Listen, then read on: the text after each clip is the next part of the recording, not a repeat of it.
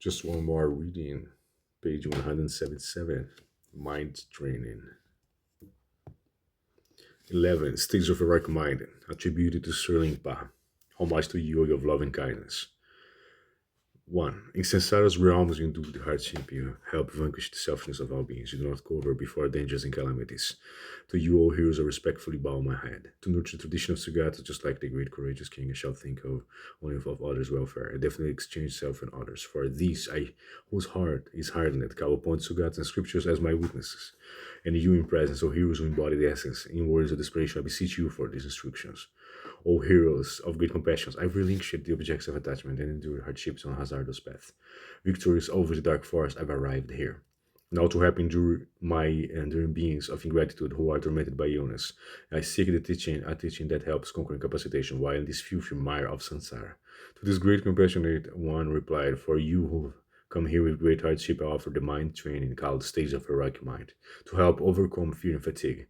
Through learning, the upturned vessel is averted. Through reflection, the broken vessel is repaired. Through meditation, the tainted vessel is cleansed. Discard these defects and take this inner nourishment. Alas, since time without beginning, and as you failed to subdue your mental continue, is the demonic house of your untamed heart. Apostles of afflictions and karma enslave you. Because you failed to care for your parents, now when all sentient beings are suffering, you carelessly remain at ease and joyful. Alas, you do not wear the armor of antidotes. The self-centeredness is notorious source of disputes. From now on, learn to turn it away. If you fail to conquer the demon of your mind, alas, you will not pose a threat to your parents' lives. Alas, this is sure to destroy your happiness. Alas, this is the anchor of cyclic existence. If you do not bind the head of your negative traits, all beings may rise up as your enemies. And when the poison's arrow strikes at your heart, alas, you certain to be betrayed.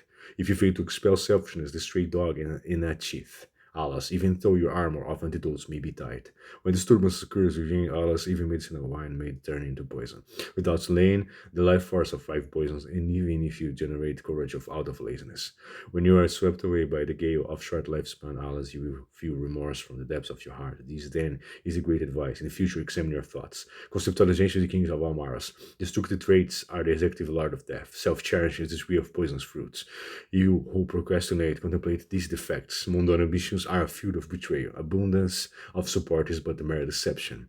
The multitude of gods and demons are not other than tricksters. Conceptualizations arise not as enemies. There is no end to the mundane tasks you undertake. No conscience and integrity exist in those you are nurtured. The wealth you've hoarded is without excess. Relinquish this source of betrayal and downfall. The Lord of Death resides in your heart. In your own heart, your life is being cut off, cut short by yourself. It is you who drinks the poisonous water. With certainty be aware of this demon. These defects of the self are explained from my vast experience. Reflect deeply on this tale with terror, and in your future understand it well. Those that definitely occupy your heart, these multitudes, of course, within your life, lacking the thoughts to help others. Many of great teachers attract disdain, the valorous who are bereft of antidotes. These negative friends treating your spiritual practice, those never seated of sensory objects and complaints. These mirror image practitioners threaten the material resources. He who is cognizant yet fails to return others' kindness. Such lack of conscience is a threat to all. He who failed to discard self-interest, alas, he may deceive others through words of altruism. This concludes the teaching of presentation on the ground of the afflictions from the mind training entitled Stages of the Heroic Mind. Page 179.